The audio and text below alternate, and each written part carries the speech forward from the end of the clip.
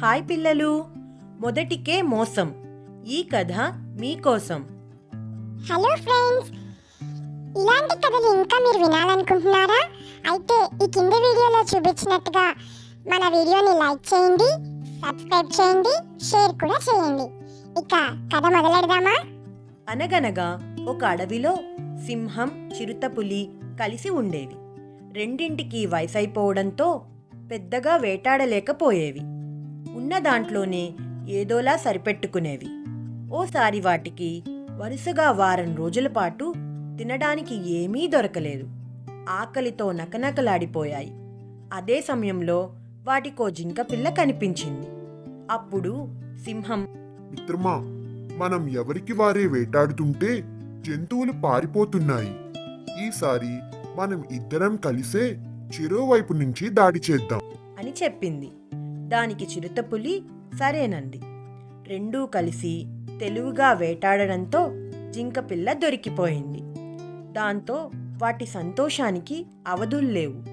అయితే సింహం మాత్రం, కలిసి వేటాడాలన్న ఆలోచన మొదట వచ్చింది నాకు, అందుకే ముందు నేనే తింటాను అంది. దానికి చిరుతకు ఎక్కడలేని కోపం వచ్చింది. దాంతో, అక్కడ ఉన్నదే చిన్న జింక పిల్ల, ముందు నువ్వు తింటే మొత్తం తినేస్తావు. ఇద్దరం కలిసే వేటాడాం, కలిసే తిందాం అని చెప్పింది. దానికి సింహం ఒప్పుకోలేదు. మాటా పెరిగి, అసలు నీకు వాటానే ఇవ్వను, మొత్తం నేనే తింటా పో అని ఉరిమింది చిరుత. ఈ గొడవంతా ఒక చెట్టు చాటు నుంచి ఓ నక్క గమనించసాగింది. అసలే వృద్ధాప్యం, ఆ పైన ఆకలితో అలమటిస్తున్న ఆ రెండూ ఎక్కువసేపు పోట్లాడుకోలేవన్న విషయం దానికి అర్థమైంది. గొడవ పడి సింహం, చిరుత అలిసిపోయి కూలబడ్డాయి. అదే అదుననుకున్న నక్క గబాలిన జింకపిల్లను లాక్కొని పారిపోయింది. అయ్యో, కలిసి పంచుకోకుండా గొడవ పడి ఆహారాన్ని పోగొట్టుకున్నామే అని బాధపడ్డాయి సింహం, చిరుతపులులు. అందుకే పిల్లలు ఎప్పుడూ మన స్నేహితులతో గొడవలు పడకూడదు.